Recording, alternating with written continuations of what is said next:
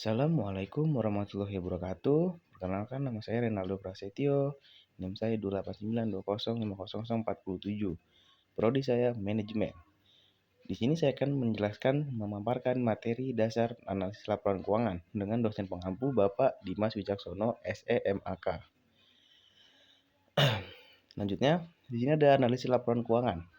Setinggi apapun perusahaan dapat mencetak laba, tidak akan bisa menggambarkan kesehatan finansial perusahaan tanpa adanya analisis laporan keuangan lanjutan.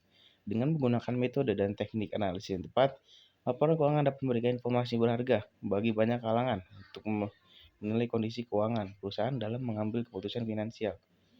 Analisis laporan keuangan merupakan kegiatan dalam memeriksa dan mengelola informasi catatan keuangan perusahaan saat ini, memberikan gambaran kesehatan finansial perusahaan serta sebagai dasar proses pengambilan keputusan mengenai operasional, rencana investasi, hingga mitigasi risiko bisnis di masa yang akan datang. Di sini analisis laporan keuangan menurut para ahli. Di sini saya mengambil para ahli tentang mengenai analisis laporan keuangan.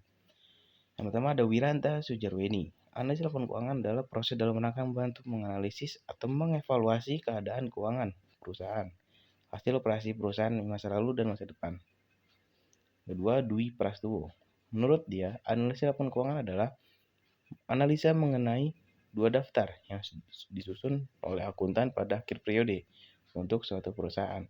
Kedua daftar itu adalah daftar neraca atau daftar posisi keuangan dan daftar pendapatan atau daftar laba rugi.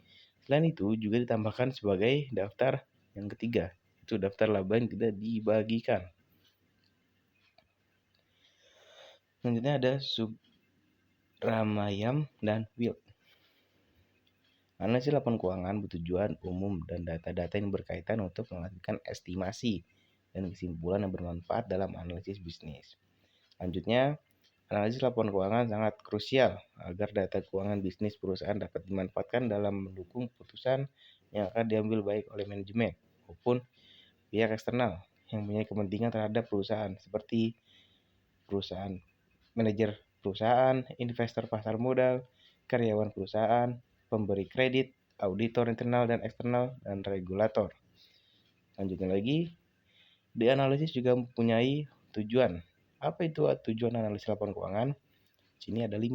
Yang pertama, untuk memberikan informasi yang mendalam mengenai posisi keuangan perusahaan, seperti aset, utang, maupun laba dalam satu periode tertentu. 2. Membandingkan kinerja keuangan perusahaan secara time series dari waktu ke waktu. 3. Untuk mengukur fundamental perusahaan seperti likuiditas, profitabilitas, solvabilitas, dan lain-lain. 4. Sebagai bahan evaluasi pencapaian strategi perusahaan saat ini. 5. Sebagai acuan dalam menentukan strategi perusahaan ke depannya. Di sini ada teknik analisis laporan keuangan. Ada 2 jenis metode atau teknik analisis laporan keuangan yang paling umum digunakan, yaitu analisis horizontal dan vertikal. Analisis horizontal atau dinamis. Analisis horizontal merupakan metode analisis perbandingan komparatif yang membandingkan data masing-masing pos keuangan periode terakhir dengan data keuangan periode sebelumnya. Nah, di sini metode analisis horizontal dapat menggunakan beberapa teknik sebagai berikut. Pertama, tren atau indeks, sumber modal atau modal kerja, perubahan laba kotor, sumber dan penggunaan kas. Selanjutnya, analisis vertikal, statis. Analisis vertikal merupakan analisis yang dilakukan untuk membandingkan antar pos dalam laporan keuangan berbeda dalam satu periode. Jadi tidak dapat melihat tren data dari waktu ke waktu. Nah, di sini ada contoh analisis yang dapat digunakan dalam metode atau teknik vertikal. Yang pertama ada common size, break-even point, analisis rasio keuangan. Nah, selanjutnya di sini juga ada metode lagi dalam analisis laporan keuangan. Untuk memperoleh ukuran-ukuran hubungan ataupun informasi lainnya dapat digunakan untuk menilai posisi keuangan perusahaan dan dapat membantu proses pengambilan keputusan. Maka Anda perlu melakukan analisis laporan keuangan. Dalam melakukan analisis laporan keuangan terdapat beberapa teknik. Berikut 4 metode tersebut. Nah, di sini tadi ada kooperatif, Comparative Analysis Common Sense Financial Statement Index Time Series. Nah, metode komparatif adalah digunakan dengan cara menggunakan angka-angka di laporan keuangan dan membandingkan dengan angka-angka yang ada di laporan keuangan tahun sebelumnya. Dengan cara lain dapat membandingkan masing-masing pos laporan keuangan yang relevan atau data yang signifikan.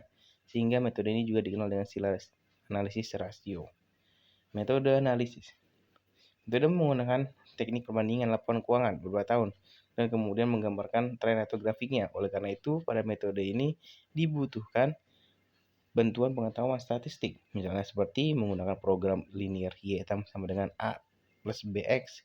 Teknik tren ini dapat digunakan untuk memproyeksikan laporan keuangan di masa depan dengan menggunakan data historis. Selanjutnya, metode Common Size Financial Statement. Metode ini merupakan metode analisis yang menjadikan laporan keuangan dalam bentuk presentasi. Adapun presentasi dibuat biasanya berkaitan dengan jumlah yang bernilai penting, misalnya aset pada neraca, penjualan, dan laporan laba rugi. Metode Index Time Series. Metode ini dihitung dengan cara menggunakan laporan keuangan. Dijadikan sebagai indeks dipilih sebagai tahun dasar. Biasanya tahun dasar yang dipilih ditetapkan sebagai indeks 100. Nah, di analisis laporan keuangan ada fungsinya. Yang pertama, menilai kinerja perusahaan, memaksimalkan periode kerja, menjadi dasar pengambilan kebijakan. Nah, ini yang terakhir sepertinya. Oh ya, benar. Pentingnya analisis laporan keuangan perusahaan.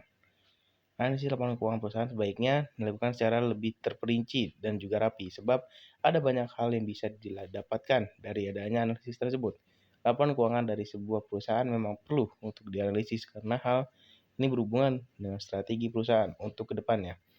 Oleh karena itu, analisis terhadap laporan keuangan di sebuah perusahaan sebaiknya dilakukan dengan cara sistematis agar hasil analisis nantinya dapat bisa memberikan informasi yang tepat kepada perusahaan. Informasi yang didapat oleh perusahaan berdasarkan laporan keuangan. Ini membuat perusahaan dapat memahami kondisi perusahaannya, tepatnya kondisi di beberapa periode sebelumnya yang tertentu, yang tentunya berpengaruh pada kondisi perusahaan hari ini dan besok. Oleh karena itu, hasil analisis akan turut menentukan segala keputusan yang akan diambil oleh pihak pemilik perusahaan untuk dapat menentukan langkah bisnis di kemudian hari. Maka visi perusahaan bisa tercapai dengan langkah yang lebih pasti. Nah, itunya. Nah, baik. Sekian dari pemaparan materi tentang dasar-dasar analisis laporan keuangan perusahaan. Kurang lebih mohon maaf. Wabillahi taufiq wal hidayah. Wassalamualaikum warahmatullahi wabarakatuh. Terima kasih.